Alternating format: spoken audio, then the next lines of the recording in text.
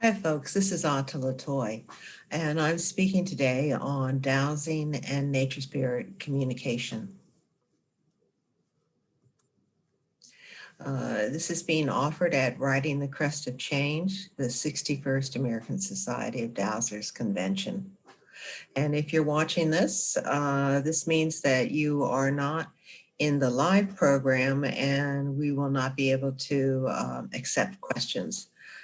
During the live program, we break a number of times to take questions from the audience. Other than that, everything's the same. So my background, just to clean up a little bit of housekeeping, is I'm the author of 3 books on interdimensional communication.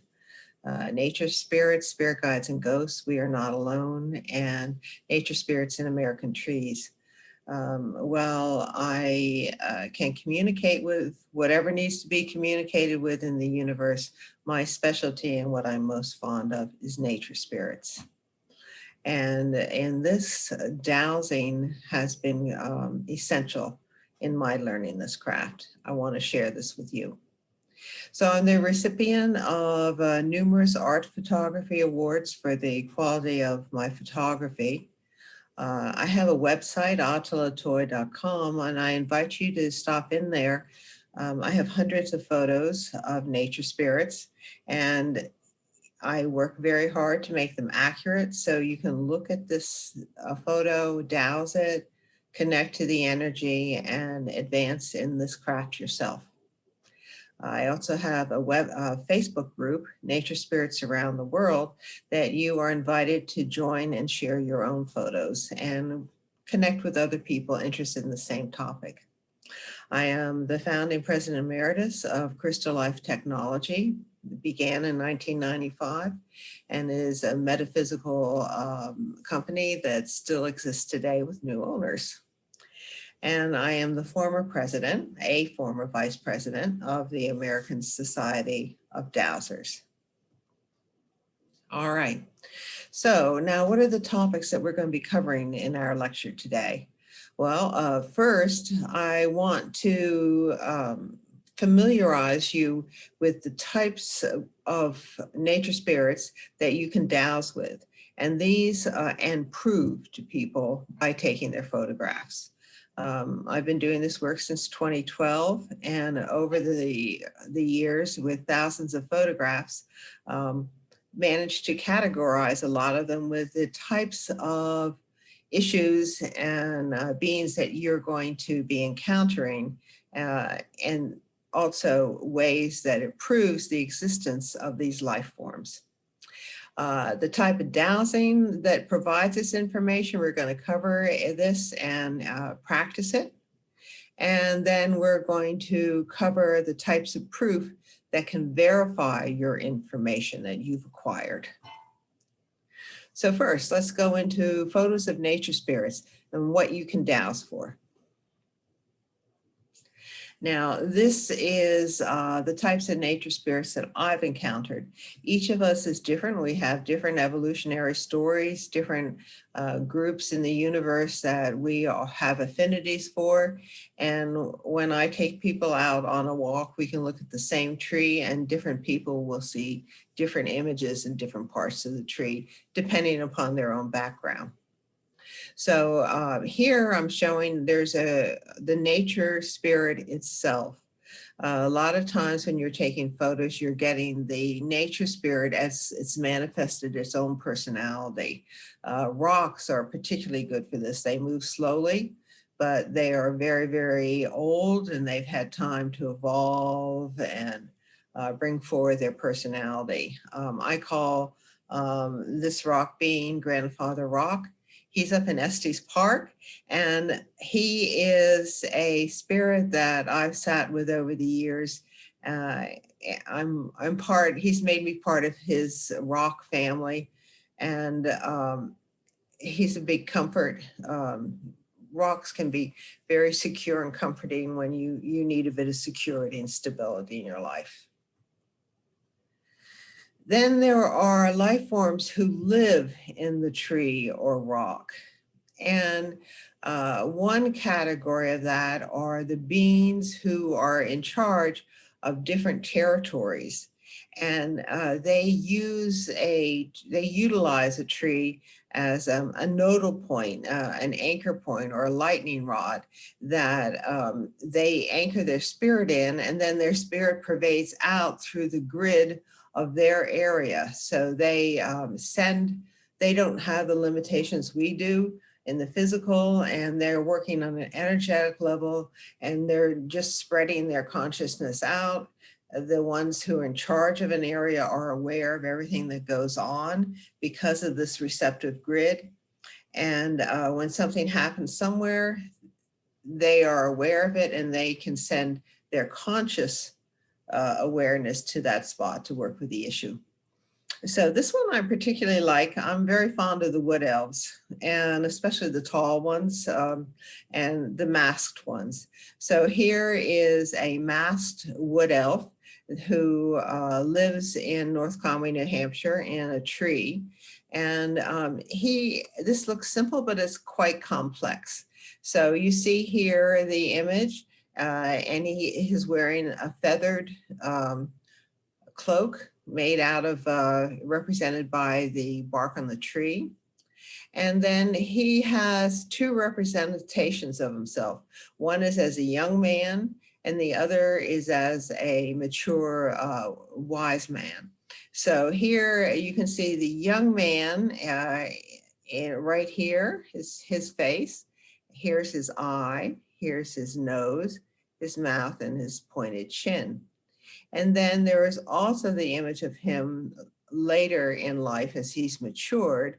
And here you see him with the mask over his face, and his hood over there, his eye, and then his nose is here, and his chin is down here. So it's if you switch your perception, you'll see this image. And then the third image that's here is one of his familiar.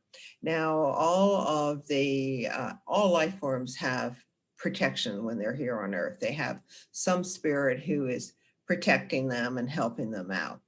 And in the nature realm, they call these familiars. And they're like our spirit guide, our angels or our animal guides. They stay with the being all their life, and their connection is so conscious and so close that they are often represented visually as to the nature of the familiar. So in this case, it's a bear, and here's his eye, and here's the headdress of the bear mouth with the face in it going down.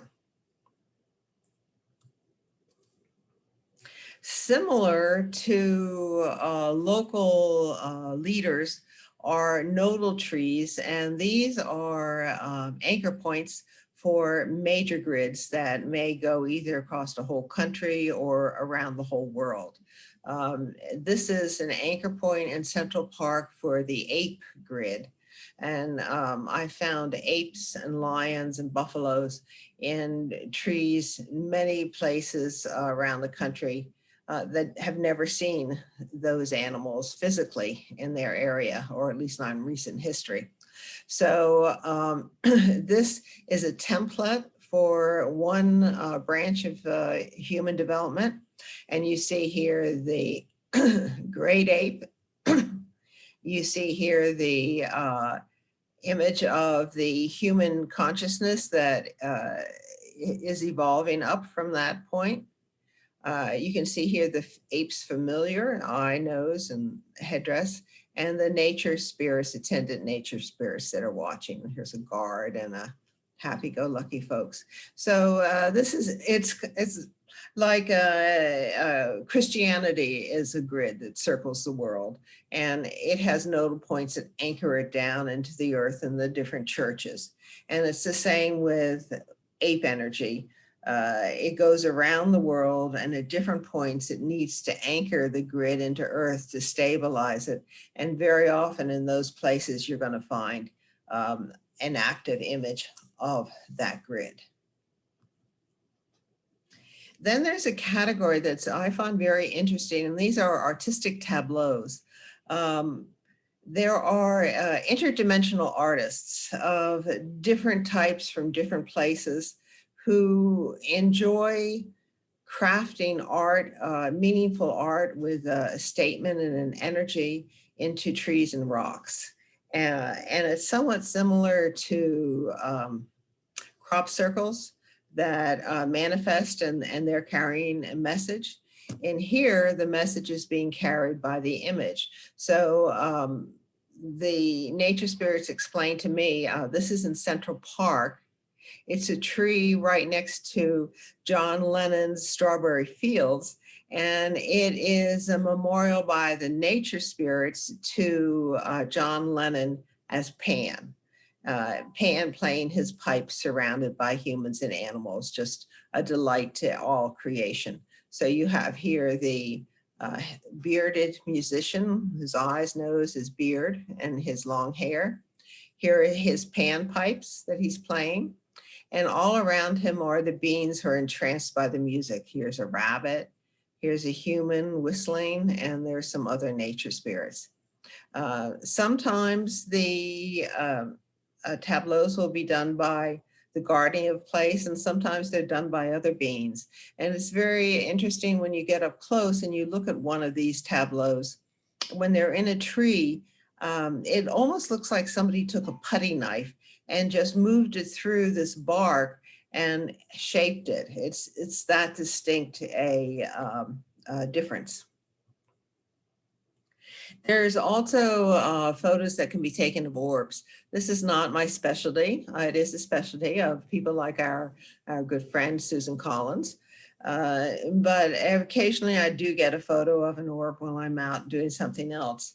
In this case, I was photographing a root of a local tree by a child's playground. And this being moved through to get his photo taken, even though I couldn't see it physically, I saw it afterwards in the computer. The camera saw it, even though I didn't see it. And what is interesting here is you see it's like a Buddha face with a circle around his head and chakra rings going out on this side. And when I was taking the photo, the being said to me, I would be much more beautiful if the little boys just wouldn't pee on me. And I went like, oh, okay. And when I developed this photo, processed the photo, I could see that, oh, that dropped his frequency, so he didn't have control to move between dimensions. So one side of him is quite detailed, but the other side is blurred. Now, there are a lot of nature spirits that humans have worked with over the centuries, and those of us who can see know that they exist. Those of us who can't see, I think it's people's imagination. One of these groups are the Green Men. I'm very fond of the Green Men. They are the philosophers, the teachers, the warrior princes of the nature spirit world. And if they take a liking to you and you connect with them, they can teach you a lot about nature. Now, there is a look to the Green Men, and here in the Celtic countries, they describe them as having leaves around their face, that distinguishes them. Well, here is a friend of mine, a Green Man that lives in Wheeler Park in Geneva. He and I have had many a conversation, and he explained to me here, you see the same thing? This is like a ring around his face, and he has these facial armor. He calls it facial armor that goes back, and you can see it here. Going back. When he's at peace and relaxed, it lays back nicely. And he explained that when they go into battle, these leaves become protective armor and they flip forward like this to protect the Green Men as they are in a battle mode.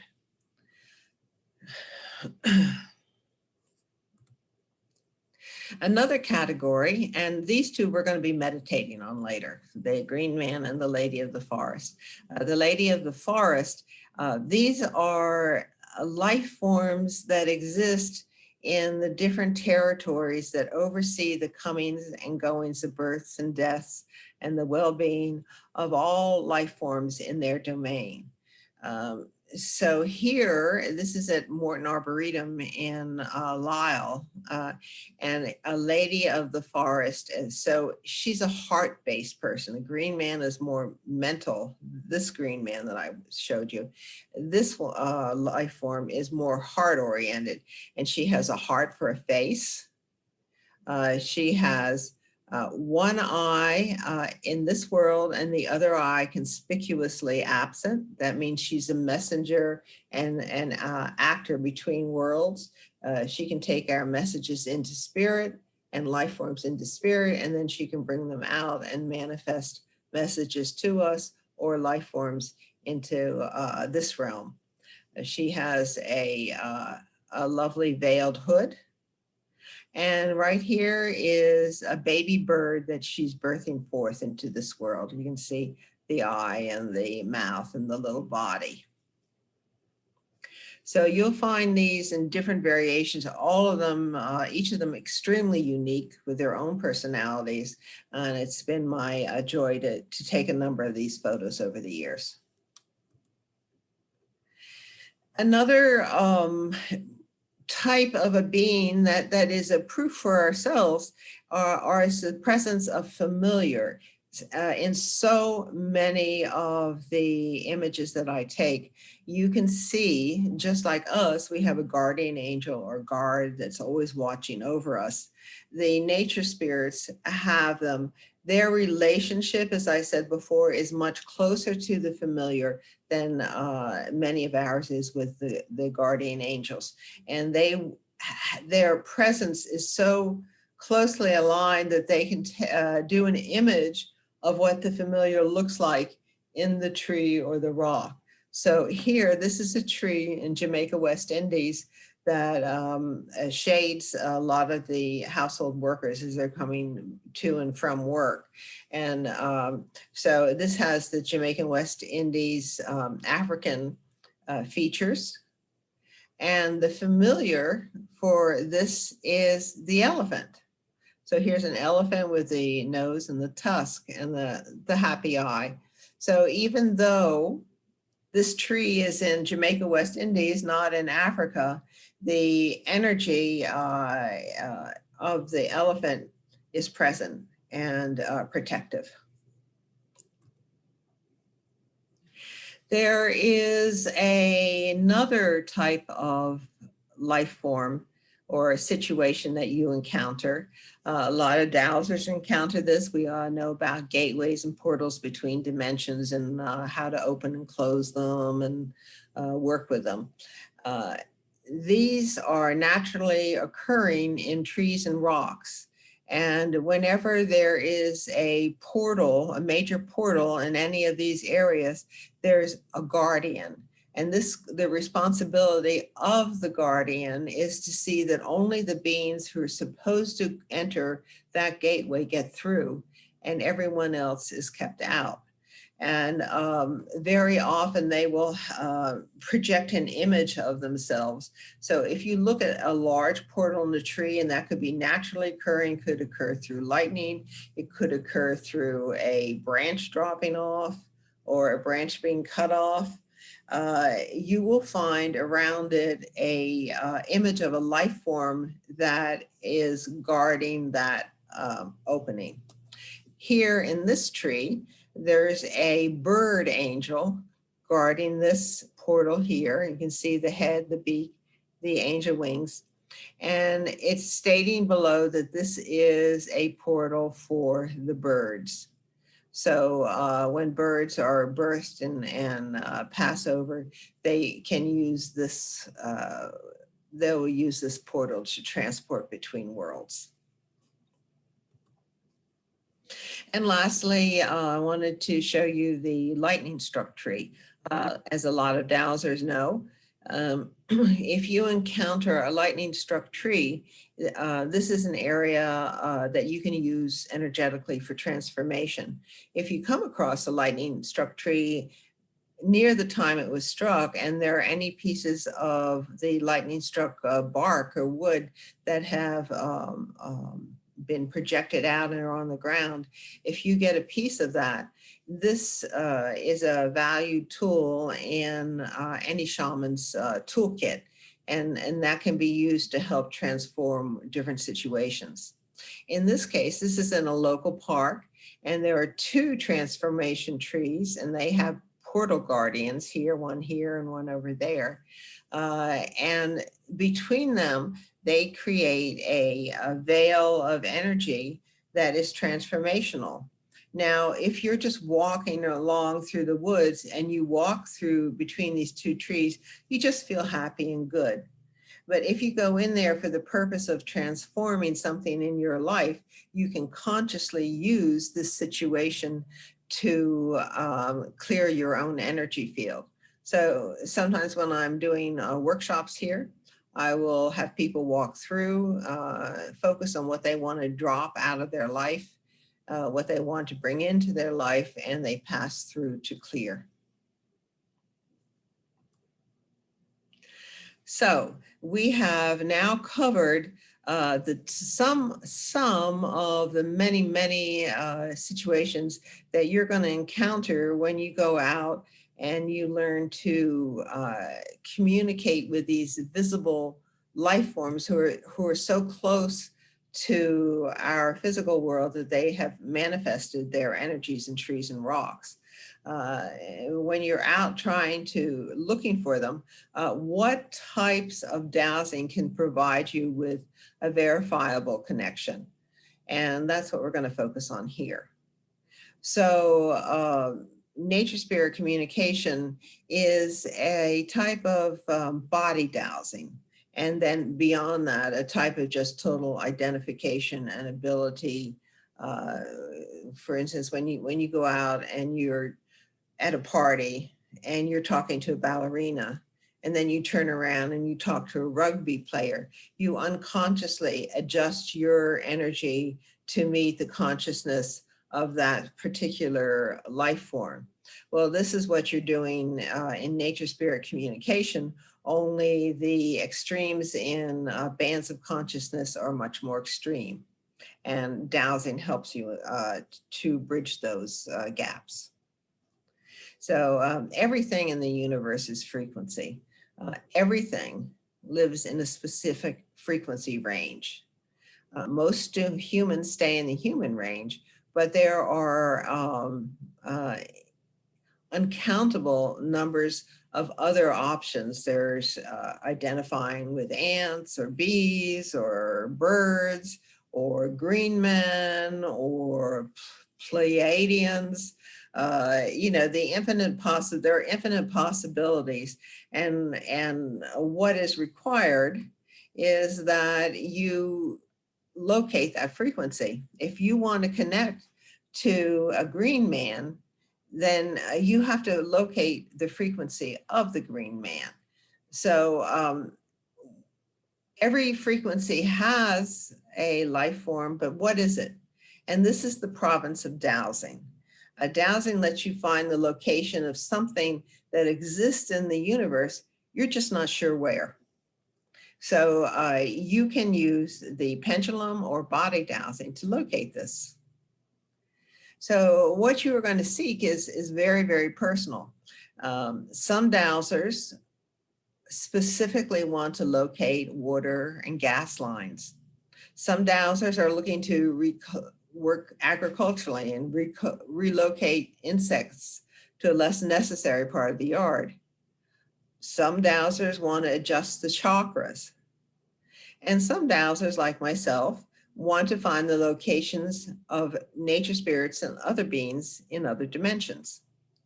So what you're seeking to use your pendulum for depends upon the frequency you're seeking. This is what you're going to develop your abilities to be able to master.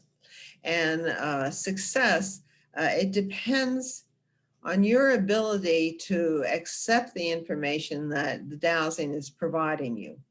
That is, if the dowsing rod is saying that there's a green man in the room and you don't see it and you trust your dowsing, then you can use the pendulum or your body to locate the frequency that the green man is existing in and adjust your frequency to match his. And depending upon your level of expertise, enter into communication with that being.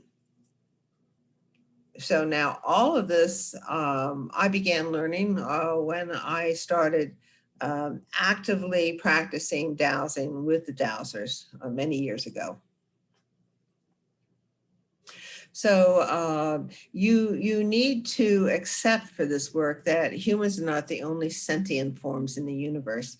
And I think most dowsers accept that. So the idea is, where do these other life forms exist?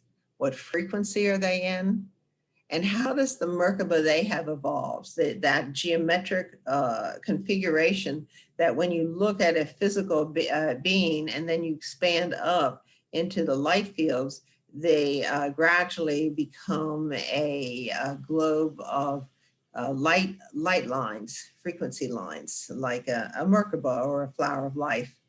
And each of these, for an individual and for a group, have specific characteristics, specific ways they have individually solved issues. And every time you solve an issue or you deal with an issue, you create a line of energy. And the more you traverse this line of energy to solve the issue, the stronger that line becomes. So gradually, over millions of years of teaching each other how to do things and solving issues, and a life form and a species creates like a shell, a frequency shell that's very strong. It's very protective, but it's also very protective. So it's hard for you to break out unless you start expanding your own consciousness beyond that Merkaba and into larger fields. So the ground that I have personally discovered in connecting successfully and enlisting successful communication between species is to live in a state of compassionate love and in ahimsa, or non-harm to others. In the physical realm, humans are located in the physical realm. These other beings are in more subtle realms, and the physical blocks that humans put so that you can't see what you're thinking when you're talking to another human, it's not a block to them. And they can see if you were out to oppress a being, life will connect to the form to oppress it. They can see your intent and they will block it. And this is the difference between like an occultist, or, you know, the stories, the Harry Potter stories of, you know, oppressing the nature spirits, and people who go out to work with the nature spirits to exact cooperation. The most integral type of dowsing to achieve this information is body dowsing. That's because it's a much more fluid form of getting information, and it has its own parameters of proof. So body dowsing is just a variation of chart dowsing. It's useful, body dowsing is useful when you need to be agile and to move between different fields of energy. Chart dowsing is designed to be provable. You locate a gas main and it's either there or not. Body dowsing, especially in communicating with other species, is difficult to prove. And this is the amazing benefit of digital photography. You can say you have connected to a life form and you have a photo to prove it.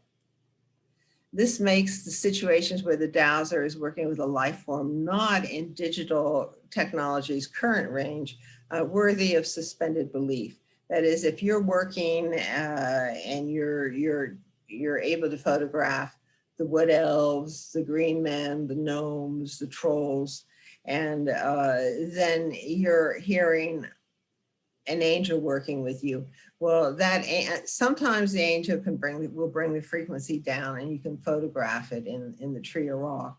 And sometimes it's just beyond current technology, but you can slide up into it, and it helps you develop your confidence in your communication with other beings.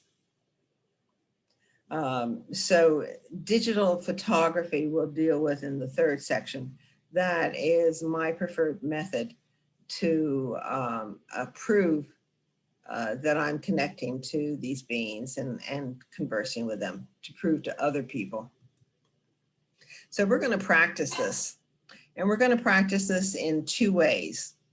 First, we're going to practice it doing a map, and then we're going to practice it doing body dowsing, so that you can see the difference between the two. So let's review. Some of you may be new to dowsing, and some of you, those of you who are expert, I'm just going to review it for the newbies. So here is the classic Walt Woods map that many American dowsers will use. And this is the circle with so many different options that are specified in here. And the use by so many people over so many years has made the power inherent in this form, this life form, very strong. So it's a very good supportive structure for you when you're beginning and working with things. So in this, you take your pendulum and you're swinging it to a ready position. This is the 11 o'clock position. And you're getting this swinging so that you can then get an answer to a specifically formulated question, very specific. And the answers might vary from just a plain yes, to degrees to very positive yes, degrees to very negative no. And then down here, other situations will occur. You can also do it when you're dowsing for nature spirits to locate the frequency of the spirit by saying, in what frequency does this lady of the forest exist? And you use your pendulum until it comes to the place of frequency, these degrees of frequency here, and then you can connect in more easily. So let's start this out. Now, as dowsers are taught, the first thing you want to do is to invoke your own protection system. So many of us will say, dear spirit guides and guardian angels, please be with me while I do this work. Dear guardian angels and nature and spirit guides, please let me know, may I, can I, should I douse for this situation? You always ask, may I, can I, should I always do. It's may I, do I have permission of the life form to douse or of the energies in the situation? Can I, do I have the necessary inner orientation and expertise to douse this situation?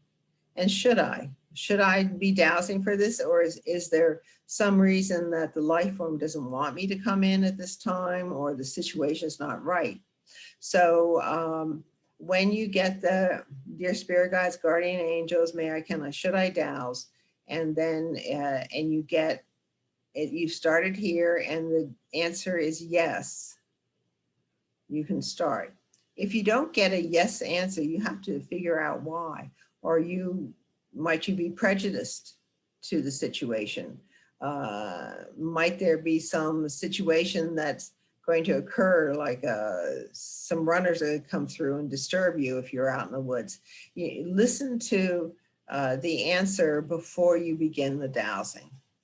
So if now you're doing it and you're getting yes, let's proceed. And if you're getting no, you can just sit and watch for a while. So we're going to do Dear Spirit Guides and Guardian Angels, may I, can I, should I, douse to connect to the energy of the Lady of the Forest. And if you get yes, take your pendulum back here and say, would you please connect me to the, would you please show me the energy in which this life form exists? Now you're going to take your pendulum and you're going to keep going around, around, around, around.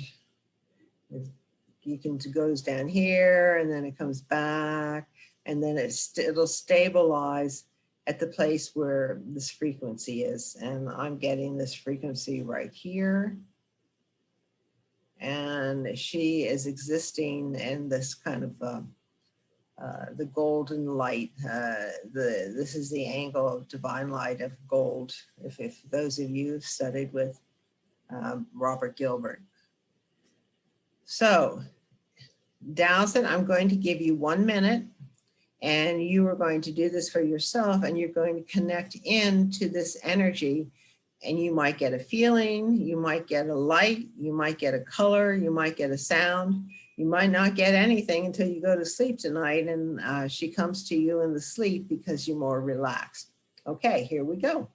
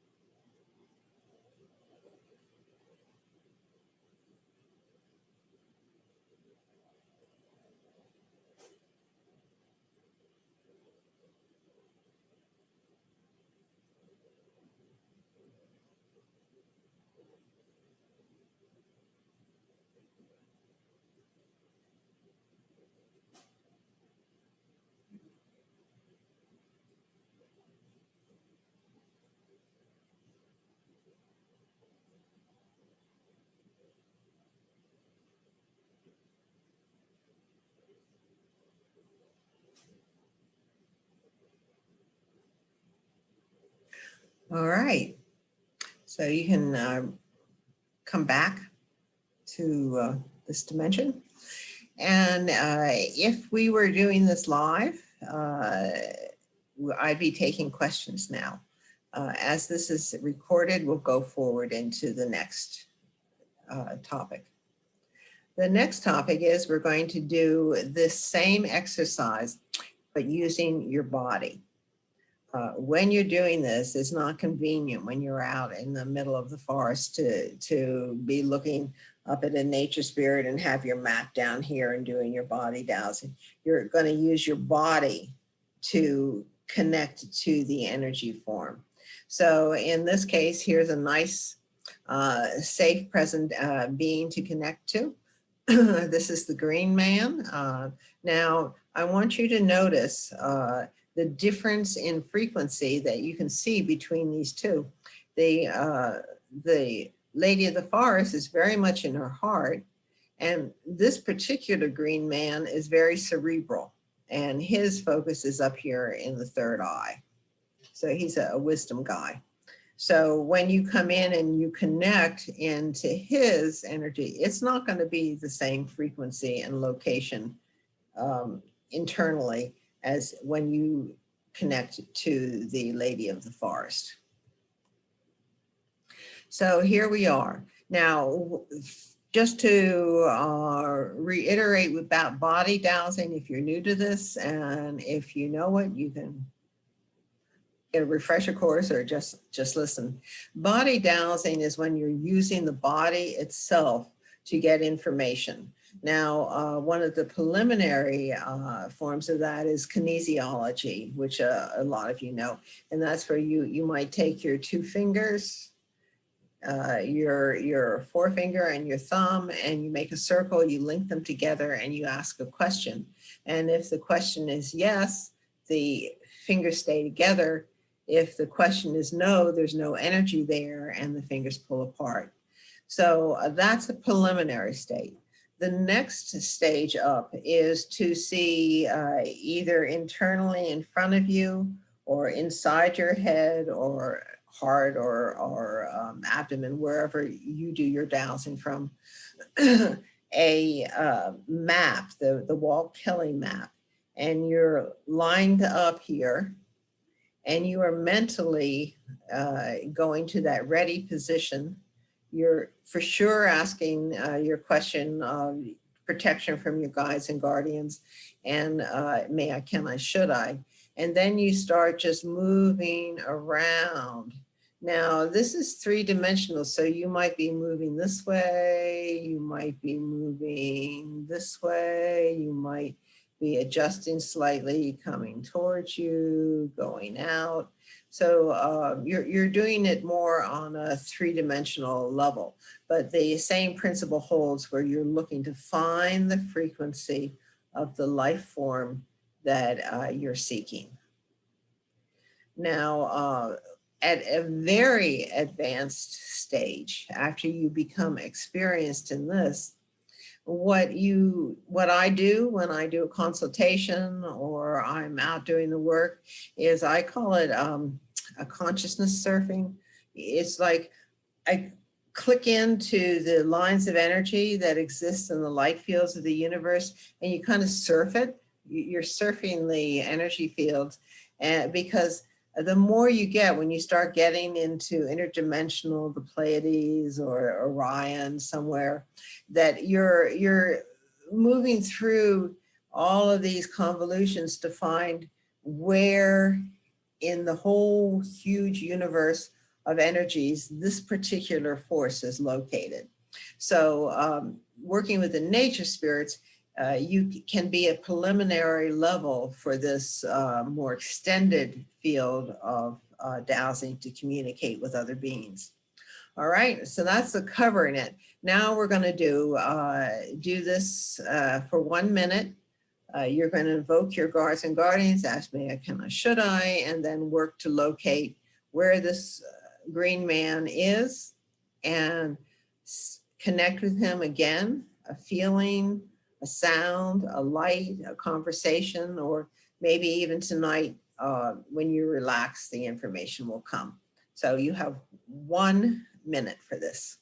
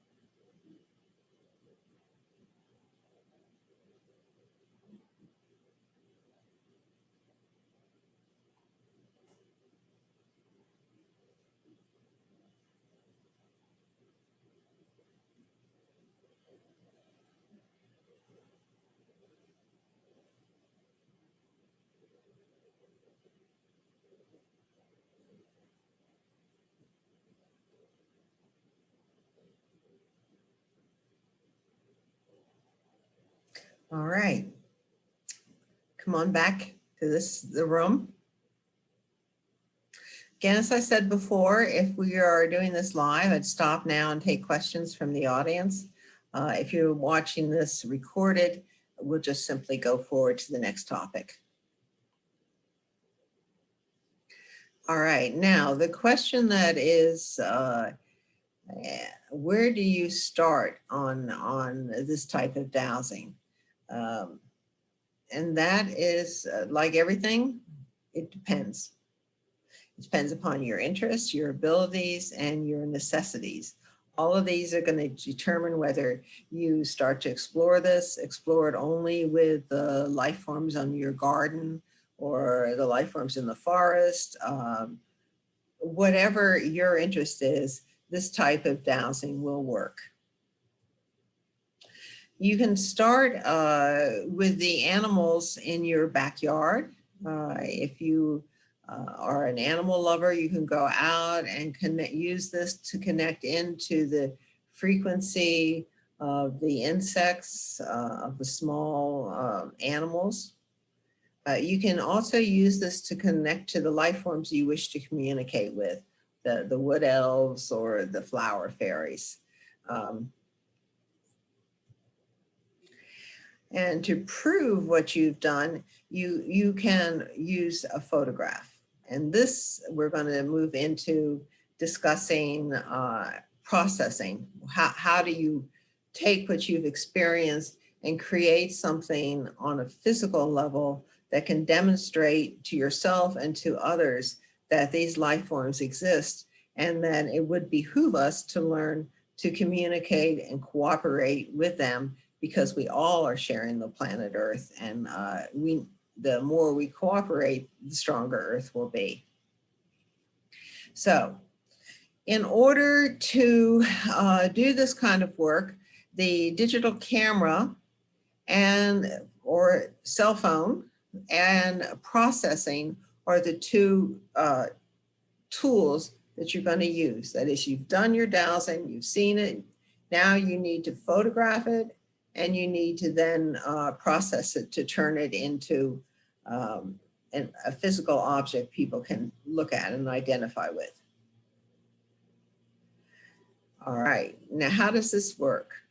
Well, all life is conscious, and even cameras, cell phones, and computers in their own realms are life forms that are complex units. So working with your camera becomes a partnership. Working with the processing becomes a partnership in which you are mastering these tools, how to work with them, and also making use of their inherent abilities. So cameras, for example, do not have a complex vital body the way humans have. So you can communicate with your camera, and you can ask it to shoot what it's there, and it does.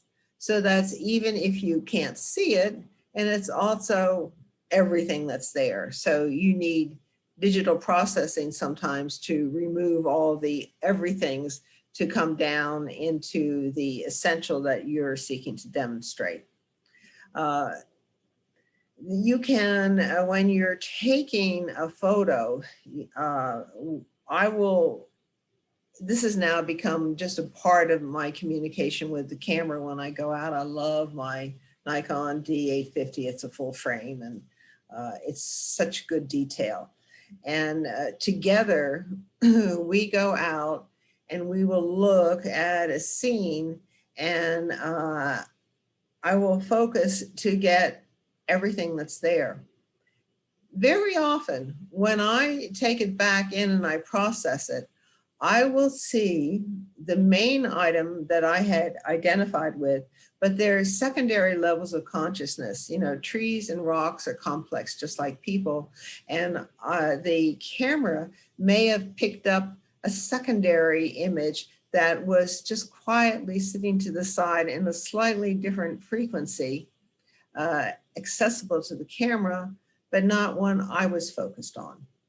So the processing is also an exploratory time for me, where other image will pop out. When you're using a good program like the Adobe suite, Lightroom and Photoshop, this is very helpful because, as I said, the camera takes everything that's there.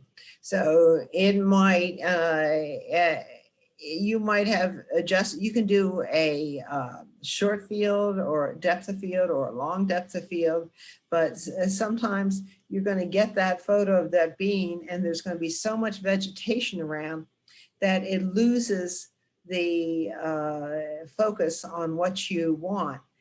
And so this is where I have switched, evolved from being very precise to get a good, clear, sharp picture of what I'm seeing into an honoring of the life form by recognizing that essentially what I'm doing is a form of nature spirit portraiture. And I owe this life form that I've asked to sit for me. I've gone out and I said, if whoever's here that wants their photo taken, I'm here, I'd love to take your photo. And then I listen to who wants their photo taken and make my way around to that tree, focus on that tree. Might take a little time to get into the frequency range of that being. I might then ask that being to please come forward a little more into this dimension so that I can get a good shot, and the being comes forward a bit. So there's a lot of work that's gone into this. When I take it back, I owe myself, my camera, and that nature spirit the respect to do the very best that I can to highlight the energy that's there that wants to be demonstrated. Now, if you're doing human portraiture, you might take the image back into your studio and drop out the background, or you featured the person against a simple background. You don't have that luxury when you're taking things out in the field. So I don't alter the subject itself. I need to keep that subject as he or she presented themselves, but I do need to highlight its quality. So I don't adjust the being, because if you do, then you are personally deciding to put a your own sense of values over the energy of that being who wants to present itself. And that weakens the image for people viewing it. But what you do want to do is just clean up. If you could only get that shot on a bright sunny day, you can use Photoshop to lighten the shadows and darken the sun areas so that it's a more representative picture. But you wouldn't like take one that's frowning and make it a smiley one, or make it wink or something. No, you're doing the essentials are there. You're just cleaning it up. So now here's a sample of using a program to highlight the person or the spirit. And it could be very subtle. In this case, here's a raw photo out of the camera.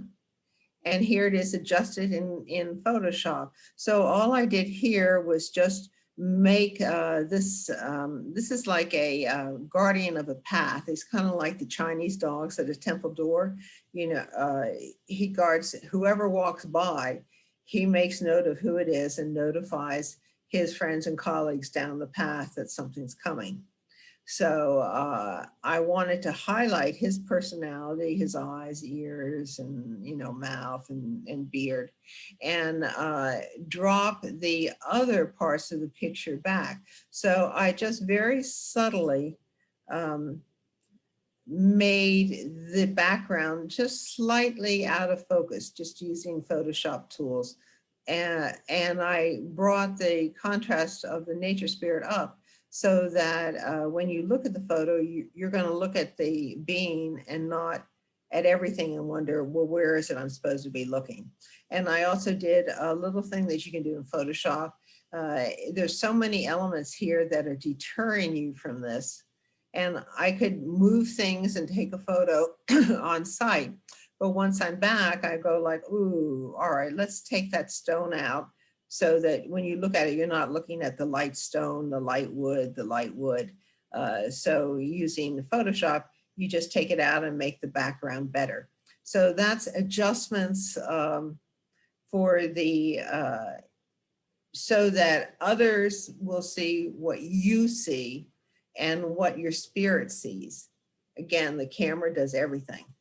All the different planes and levels. So, do the rocks, the insects, the vines, the beans, everything's in it. And what you want to do is start dropping it back. If you're an excellent camera person, you can use the depth of field. And if you didn't quite get it, you can do it in Photoshop. And here's a scene that my favorite tree. And you saw that at the beginning in the introduction. On the back side of the tree is grandmother. I'm very fond of grandmother. I'm very fond of this tree. It's a mesquite tree in Tucson, in the middle of the desert. There's no way you can get a photo of this without having all the vegetation around it. So in order to highlight the spirit, which when you're there, your focus is on the spirit, you see it and everything else drops away. But when you're taking the photo, everything comes up to the same plane. So what I did in Photoshop was just simply cut out this image. And then the background, I made it lighter and blurred it. Same background, same items, just blurred it, and then dropped the cutout back into it so that now you can see it's a portrait study of this collection of nature spirits. So you can say at this time, all right, what I want is to be able to focus and identify with the energies of these beings. It's difficult here with so much in conflict. This is like you when you go in and you're focused on one frequency and other frequencies fold away. So humans are meant to be the stewards of Earth and not the masters or oppressors. And in the far, far distant future, there are going to be many humans with the ability to directly communicate with the wind, the insects, the animals, the plants, the nature spirits, angels, and other intergalactic species. As we evolve into fully balanced beings, our consciousness expands and we will be focused on harmonizing the interactions between different communities. This is our inbred human drive as stewards and diplomats, humans between the different species. So nature photography for me is a provable first step.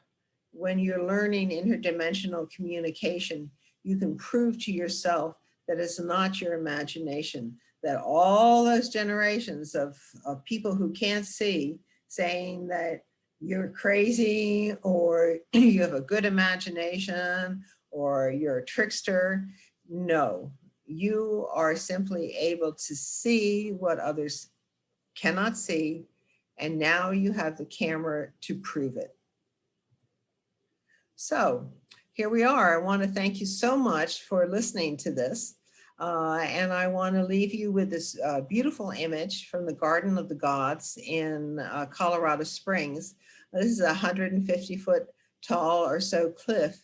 And in it, that most people never see, is an interdimensionally created tableau commemorating the saving of Indians and people and animals by the ant people in the change of ages. When they took them in, you know, the stories of the inner earth beings and the ant people taking some of the humans and animals in to protect them during this change of ages in the ice age and then in the water. So you see here the Indian profile and you see the animal profile, and they are backed up against the ant people with that long nose and the eye protecting each other. And that is in a lighter colored stone on a red sandstone cliff. All right, so we'll end with some bookkeeping here, some record keeping. Again, if you like this topic and you want to explore it, I invite you to visit my website, atalatoy.com. I have hundreds and hundreds of photos of nature spirits in all types of situations. You can explore them, learn. You can use them as with your own dowsing to identify with that frequency, make yourself familiar, or if there's a species that you happen to want to be in contact with, you can use these photos. If you have any questions, you can contact me at atala.toy.artist@gmail.com. And I also invite you to come in and join my Facebook group, Nature Spirits Around the World, and share your own photos. Again, thank you so much for attending this lecture, and I hope to see you again.